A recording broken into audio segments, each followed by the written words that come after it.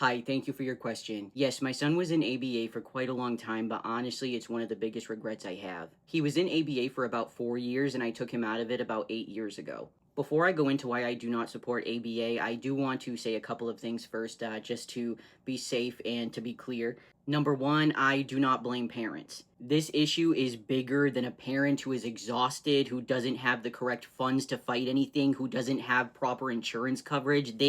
That's not on their level of fighting. ABA is still considered the golden standard, and that's what insurance companies mostly cover. There are some other options that are becoming available. My son was diagnosed back in like 2015, so like there's been more discoveries even since back then. I just looked it up, and there were ones I never even heard of before. But for a lot of parents, anything other than ABA can often seem like inaccessible. I know when my son was diagnosed, I had a case manager and a BCBA come into my home. They told me that I had the option to seek out alternative therapies. However, they would be calling in a report for medical neglect because ABA is the standard. By the way, as of like 5 years ago, I know at least, that was absolutely false, not true at all. Autistic kids did not have to be in ABA. But I was scared, and I think a lot of parents are for a lot of reasons. For one, you're scared for your child's future. Like, I wanted therapies to start as soon as possible because in my head, the way it was presented to me with like Autism Speaks and like the providers and everything, to me it was like, oh, with intervention, this can get better. We can change this. We can make this better. Now I have a different understanding of things, that my son doesn't need to be cured. He doesn't need to be made better, because in their eyes, a lot of the ways that we're making him better were just ways to assimilate him into society to make everybody else more comfortable. But when your kid is diagnosed with something, especially when people are acting like it's so abysmal and everything, of course, as a parent, you want to make sure that they get services as soon as possible. And because ABA is considered the golden standard, that's typically like the most accessible. I also recognize that there are some BCBAs who are trying to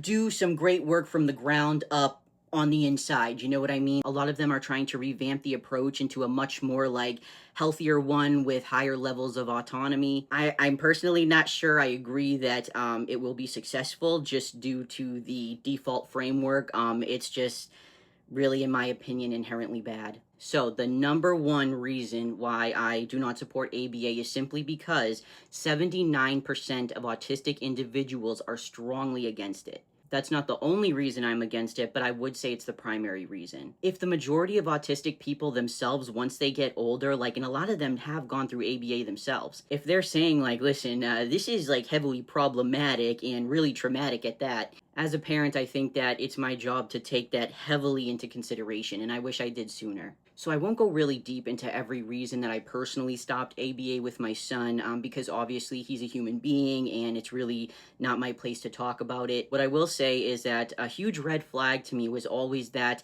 it was a lot like dog training. I even had a relative say to me once, like, they saw his therapy at one point and they were like, why are they training him like he's a dog? And the thing is, it kinda is. The model is based on operant conditioning. Lovaas, I don't even know if I say his name right. He was heavily inspired by Pavlov's dogs. They say that ABA was not influenced by this, but come on. It's literally like, if you do this, you can have iPad time. If you do this, you can have your favorite snack. If you do this, we can do a puzzle together. It's like compliance training. I know that I'll get comments from BCBAs, other parents, ABA therapists. They'll say things like, I'm so sorry you had that experience. That is not how ABA usually is. I find this incredibly dismissive and really condescending. Unfortunately, my son was in ABA therapy for years, and he was in intensive ABA therapy. That means for up to 40 hours a week. During that time, he went through about 17 ABA therapists and at least 3 BCBAs. It was the same across the board, because that's the framework. Once I pulled my son out of ABA, something quite odd happened. Many of the behaviors he had that actually were problematic, that they said they were working on, all of a sudden they went away. I'm not exaggerating. And I'm not saying that is or would be the case for everybody. I just think it's worth noting. I no longer allow anything ABA related in any of his IEPs or anything like that. The last time I had to address it was when he was probably about 6 years old. They wanted to like minimize his stimming behaviors. I don't think that should be a thing at all. Unless my son's stimming behaviors are like harming himself or others around him, which they don't, then there is absolutely no reason why he should have to, stop doing them. There's just no reason. But like I said, I do not fault the parents. I've been in the position before. It's scary. You know, I was a single parent. I didn't have a lot of money. Like, my son was on Medicaid. I was going to do whatever a professional told me to do because I figured, you know, they know best. And I will say that I do think that no support can be worse than the wrong support. It's a difficult situation to navigate, but if I personally could do it over, I would have put my son in speech therapy, occupational therapy, physical therapy, and feeding therapy. It sounds like a lot of therapies, but he was already in therapies for 40 hours a week. I mean, it's not that much at least. But I did end up getting him set up with all of those services after, and he continued to thrive. We had a support system in place, you know, so if we ever needed to reach out for extra resources, extra help, like they were there for us. I also wish that I found out about the Autistic Self Advocacy Network sooner than I did. When my son was diagnosed, it was kind of like protocol. They hand you like a pamphlet for Autism Speaks. I think that they should hand out educational material from the Autistic Self Advocacy Network from autistic individuals themselves. I have learned so much more, and I really think it helped my relationship with my son. Like, not that we ever had a bad relationship, but it really taught me how to respect his independence, even during times where, like, there were times where I felt like I was his voice. Like, I would say that a lot.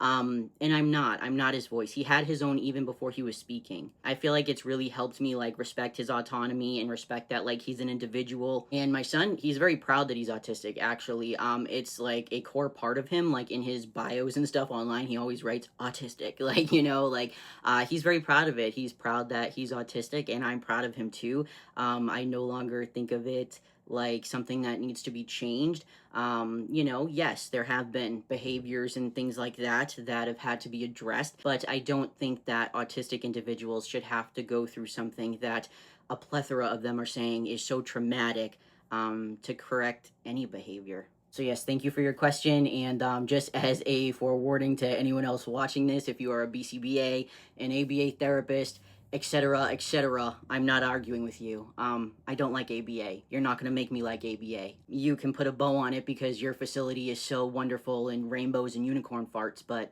I don't like ABA.